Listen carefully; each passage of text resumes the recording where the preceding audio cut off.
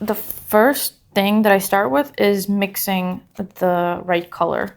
So sometimes it takes a little bit of time to do that, but I like to make sure I get it right. And I always keep a small piece of paper around.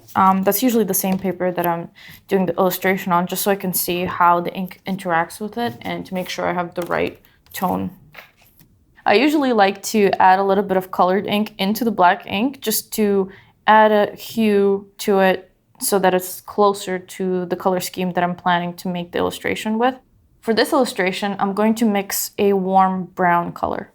I was thinking of kind of like a somber mood for a foggy forest sort of setting, and I'm going to keep it very minimal with colors, mostly sticking to a couple, and I'll see, maybe I can introduce an extra color, but I usually like to keep color schemes very simple because I haven't exactly found the perfect ratio yet, but it's always good to just experiment.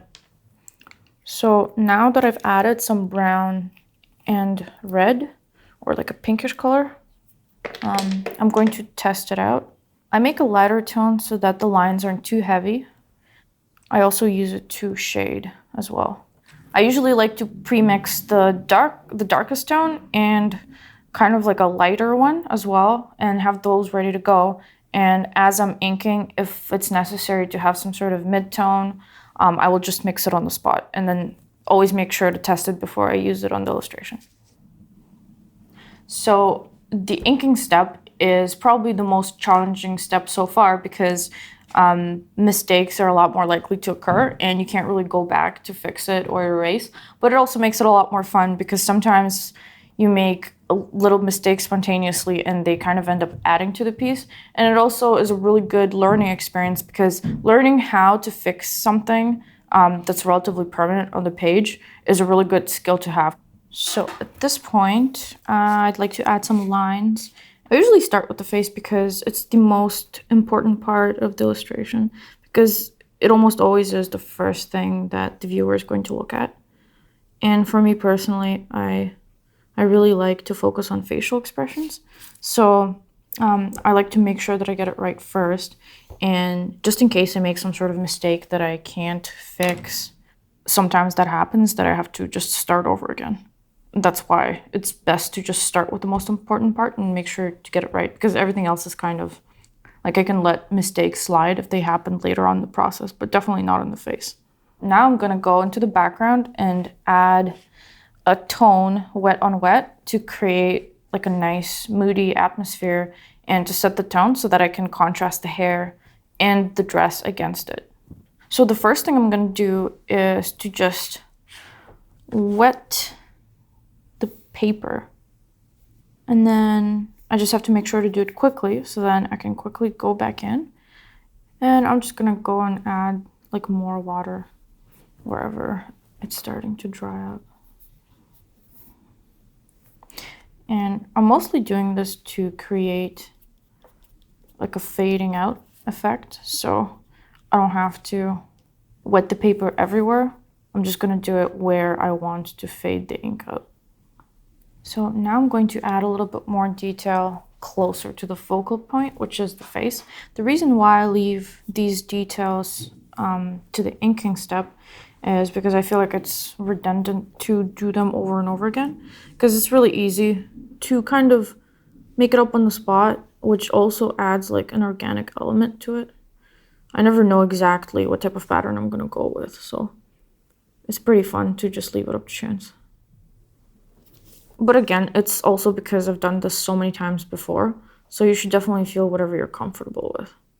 And if you wanted to include more details in the sketching process, that always helps if you feel like it's hard to make a decision.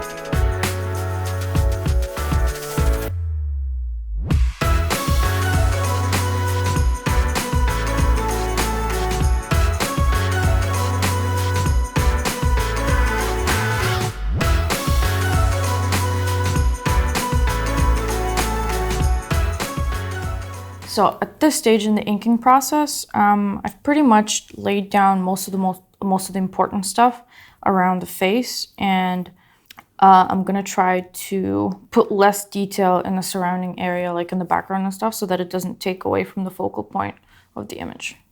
Yeah, usually when the detail is too evenly spread, it kind of creates a little bit of confusion. And for me personally, it's a pretty big point that I'm trying to improve on, because I always tend to get lost in the details, and I kind of evenly spread them throughout the image. So I'm trying to really hard to work on that.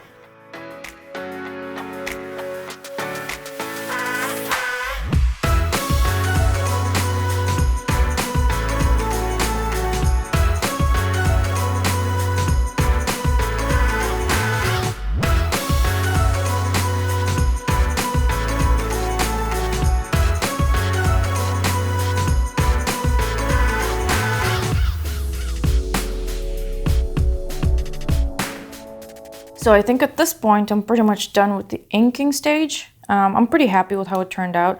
As you recall, I didn't really go into the lighting or anything like that in the sketch, so I like to leave it up to chance, kind of. So I decided on the spot that I kind of didn't want to go for anything too realistic. I just wanted to mostly focus on the face and create kind of an ethereal atmosphere and a little bit of a ghostly feel. So now I'm ready to add some color.